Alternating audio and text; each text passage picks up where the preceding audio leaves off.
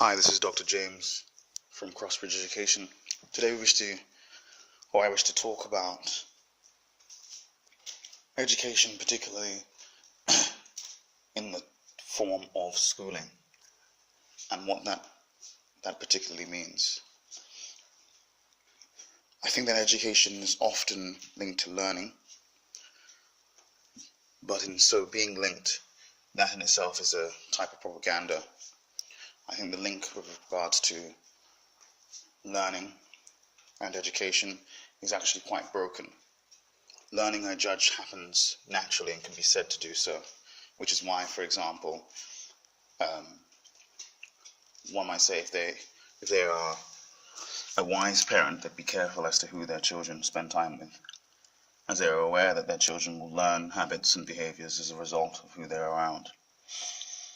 Anyone with a child can see the natural development of said child and their adaptation to their environment, and can describe both of those things as learning. Thence, why would learning not take place in an environment with large groups of people, an individual of an age much greater than them, and a large amount of experience, with a wealth of information surrounding them in either textbooks or by way of internet and other sources, all of which could be produced in the home or in other environments. But particularly when this occurs in school, we say it is the result of the school. Some might say that this is a little bit odd, and I judge that this is one of the main issues with regards to education, in that it is being linked to learning, and particularly it is being said that it is what is causing the learning. Perhaps I would go as far as to say it directs learning in certain ways, and if you were to pick apart what are the subsets of learning, and if you were to describe memorization as one of them, then in particular, yes, we can say schools direct learning in certain ways, like a flashlight in the dark. Not to say that the school itself allows for the flashlight to be on.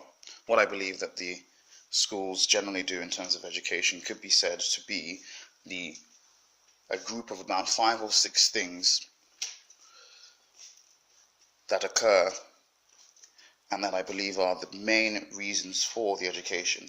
And thus, these 5 or 6 things, they themselves are what really education should be linked to, but this would not produce the best or the kind of understanding of education that everyone should understand if education is to stay profitable. Thus, they are kept hidden, perhaps, or at least not suggested aloud, and instead learning is said to be the top thing that occurs. Let us begin by the first thing I think that is the most fundamental part of what education means in terms of schooling internationally, privately, state education, and that I believe is a almost behaviorist or at least automatic response to authority in a manner that is favorable for those that wish to have a smooth running economy.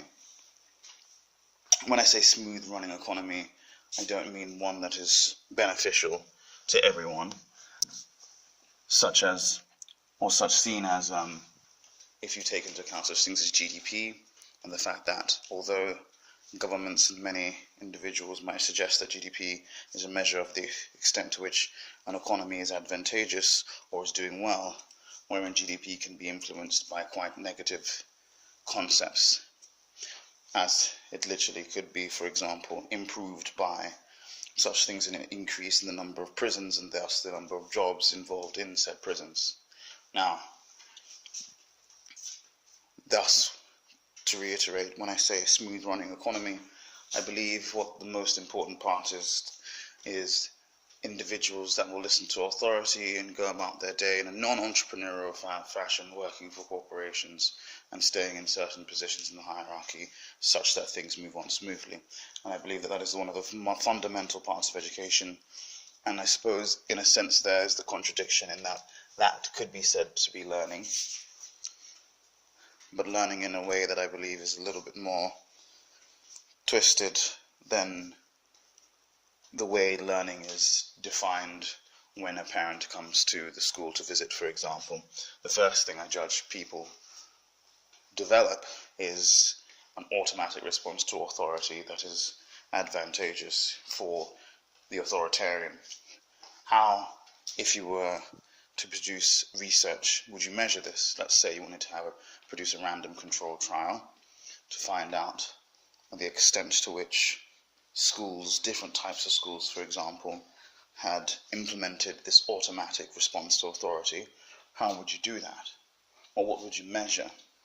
One of the best ways to measure such a thing is to measure the extent to which individuals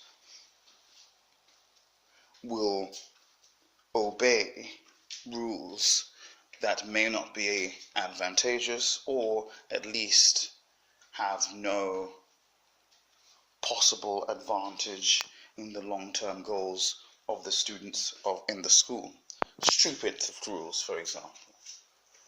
And for want of a better phrase, the extent to which students do stupid shit without questioning would be one of the measurements.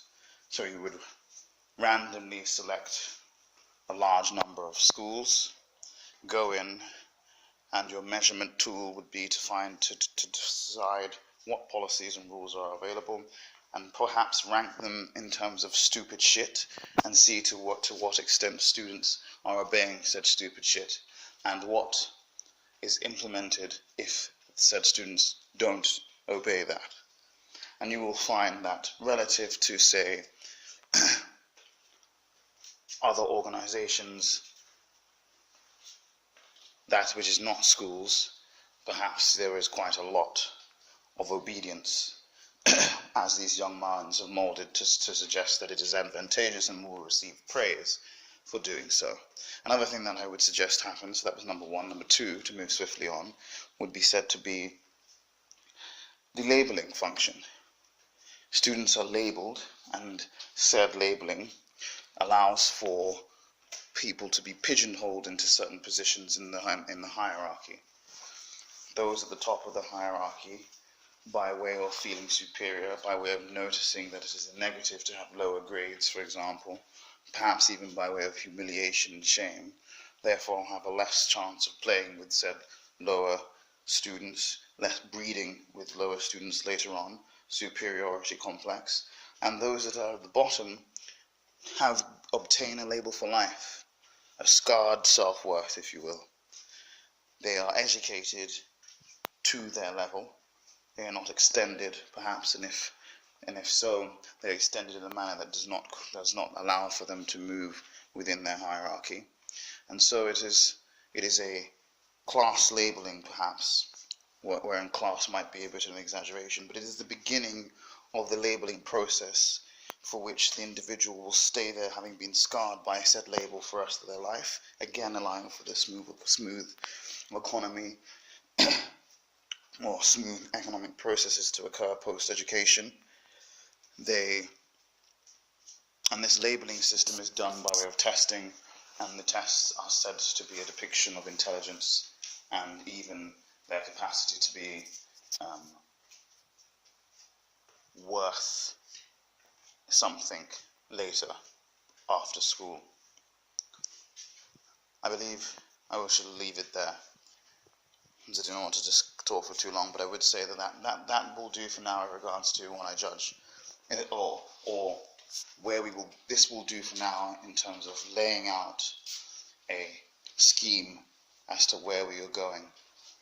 To begin, therefore, I am saying that education is often linked to the phrase learning, and learning is depicted to the majority of individuals in society as something that schools or educational organizations produce, where I am suggesting that education or learning itself occurs naturally.